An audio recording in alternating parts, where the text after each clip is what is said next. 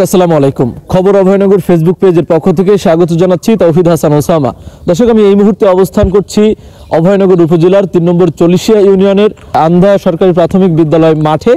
এখানে আপনারা জানেন এখানে একটি মাধ্যমিক বিদ্যালয় রয়েছে। একই সাথে মূলত এই এলাকাটি নিম্ন অঞ্চল হওয়ায় এর আগে যখন প্লাবিত হতো তখন সবার আগে এই অঞ্চলটি ডুবে যেত। ঠিক একই কায়দায় বা তারই ধারাবাহিকতায় এবছরও আন্ধা সরকারি প্রাথমিক বিদ্যালয় এবং মাধ্যমিক বিদ্যালয়, সেই বিদ্যালয়ের মাঠে এই মুহূর্তে হাঁটু সমান পানি। এখানে মাছ মারার জন্য আমি দেখতে পাচ্ছি আমার পাশে একজন মানে ঘুনি চারো বা এই টাইপের যে জিনিসপত্রগুলো আছে সেগুলো নিয়ে এসেছে। আমি একটু জানতে চাই, এখানে এই স্কুল মাঠে পানি উঠেছে কবে? আজ থেকে 10-12 দিন আগে। এইভাবেই পানি ছিল নাকি বেড়েছে না কমেছে? প্রতিদিন বেড়ে যাচ্ছে, অন্তত 2 ইঞ্চি 3 ইঞ্চি করে প্রতিদিন বাড়ছে। আচ্ছা, আপনি মাছ মারার জন্য যে জিনিসটা নিয়ে আসেন এটা পাতবেন কোথায়? আমি এই তো সাইডে পাতবো, আমাদের বাগানে। আচ্ছা, সাইডে ঘেরের পাশে। এই যে পরিস্থিতি, এতে করে আপনাদের দুর্ভোগ কেমন হচ্ছে? দুর্ভোগ তো সবসময় ভিজেই থাকতে হচ্ছে। বাড়ি থেকে বেরোতে গেলেই পানি, এবং রাস্তায় যাব রাস্তায়ও পানি। আচ্ছা, আমাদের ঘের বেড়ির কি অবস্থা? ঘের বেড়ি তো পুরো তলানো। আচ্ছা, মানে নেট দিয়ে কোনো রকমের ঠেকানো ঠেক হয় না। আচ্ছা, মাছগুলো তো সব বেরিয়ে যাচ্ছে। আচ্ছা, দর্শক শুনছিলেন মূলত আন্ধা সরকারি প্রাথমিক বিদ্যালয় মাঠের যে চিত্র। আমি তো এখনো আসলে সেই আরো যে নিম্ন অঞ্চল আছে সেই অঞ্চলে এখনো যাই নাই, তবে আমি অবশ্যই সেখানেও যাব। তো আপনাদেরকে এখানকার চিত্রটি আমি একটু ঘুরিয়ে দেখাতে চাই। আমার এই পাশে সরকারি প্রাথমিক বিদ্যালয়ের একটি ভবন রয়েছে এবং আন্ধা মাধ্যমিক বিদ্যালয় যেটি সেটি আমার ঠিক বাম হাতের দিকে আপনারা দেখতে পাচ্ছেন। এই আজকে মূলত পবিত্র ঈদে মিলাদুন্নবীর কারণে সরকারি ছুটি রয়েছে। শিক্ষকরা এসেছেন কষ্ট করে হলেও, কিন্তু শিক্ষার্থী আমি দেখতে পাইনি, কারণ এই যে জলাবদ্ধতা, শিক্ষার্থীরা আসবে কি করে? তাছাড়া আমি শিক্ষকদের সাথে কথা বলে যেটা জানতে পেরেছি, এই যে দীর্ঘদিন ধরে পানি জলাবদ্ধ হয়ে আছে স্কুলটি, এখানে পাঠ দান করানো কিংবা যে কোনো স্কুলিং কার্যক্রম পরিচালনা করে কষ্টসাধ্য হয়ে দাঁড়িয়েছে। এই ব্যাপারে আমি একটু কথা বলতে চাই স্থানীয় একজন বাসিন্দার সাথে, যিনি আন্ধা গ্রাম সম্পর্কে যথেষ্ট চিন্তা ভাবনা করেন, আন্ধাবাসীর সুখ দুঃখে পাশে থাকার চেষ্টা করেন।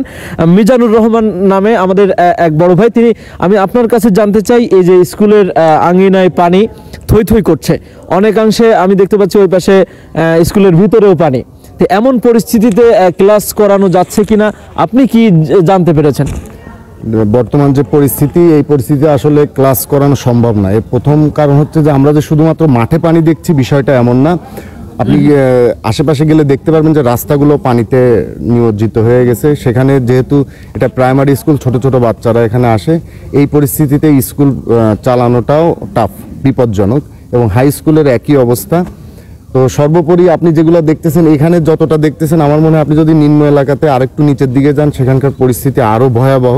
প্রত্যেকটা মানুষের ঘরে পানি উঠে গেছে, মানুষ যেমন বিপদে আছে, প্রত্যেকটা গ্রামের মানুষ তো প্রত্যেকটা পরিবারে গবাদি পশু আছে, সেগুলা নিয়ে মানুষ আরো বিপদে আছে। আমি আপনার মাধ্যমে আরেকটা জিনিস জানাতে চাই, দেখেন আমাদের এই এলাকাতে বেশিরভাগ মানুষের হচ্ছে ছোট বড় ঘের আছে। কিছু অসাধু ব্যবসায়ী যারা এই ঘেরকে বাঁচানোর জন্য যে নেট দিচ্ছে, যে নেটের দাম কিছুদিন আগেও ছিল 900 টাকা বান্ডিল, সেগুলো এখন 1300-1400 টাকা নিচ্ছে।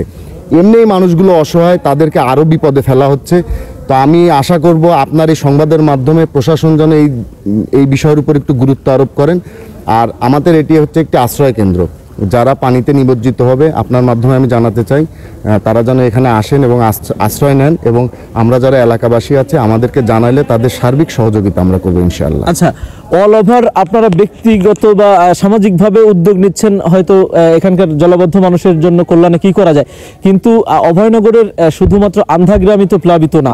এখানে 25 থেকে 30টি গ্রাম আমি যতটুকু জানি, এর বেশিও হতে পারে। তাদের সহযোগিতা এখনো পর্যন্ত উল্লেখ করার মতো তেমন কোনো ভূমিকা কোনো সংগঠনের দেখছি না, কোনো মানবিক সংগঠনের দেখছি না। এই ব্যাপারটা আপনি কিভাবে দেখছেন? এই ব্যাপারে আমি আপনাকে বলবো যে এটাতে আমিও নিজেও আসলে হতাশ। কারণ কি, আমরা ধরেন সারা বাংলাদেশের অন্যান্য প্রান্তের যে বন্যা দুর্গত এলাকা ছিল, পুরো দেশের মানুষ ঝাঁপিয়ে পড়েছে, কিন্তু আমাদের এই এলাকায় মানে অভয়নগর, মনিরামপুর, কেশবপুর অনেক গ্রাম প্লাবিত। এই ব্যাপারে এখনো পর্যন্ত আমি ওই ধরনের কোনো পদক্ষেপ আমার চোখে পড়েনি। এটি আসলে আমাদের জন্য হতাশাদায়ক এবং আমি আশা করব যে আপনি কি ঘরে বসে গরুর খাঁটি দুধ ক্রয় করতে চান? তাহলে এখনই যোগাযোগ করুন মোমিল্ক এক্সপ্রেসে। এখান থেকে শতভাগ খাঁটি দুধ স্বল্প সময়ে নওপাড়ার বিভিন্ন এলাকায় সরবরাহ করা হয়। রয়েছে ক্যাশ অন ডেলিভারি সুবিধা। অর্ডার করতে এখনই যোগাযোগ করুন। প্রতি কেজি দুধের মূল্য মাত্র 60 টাকা। আমাদের যে সকল সামাজিক সংগঠন আছে, যা বিত্তবান আছেন, আমি তাদেরকে অনুরোধ করব আপনারা এগিয়ে আসুন এই বন্যার্তদের সাহায্যের জন্য, আপনাদের মানবিকতার হাত বাড়িয়ে দিন।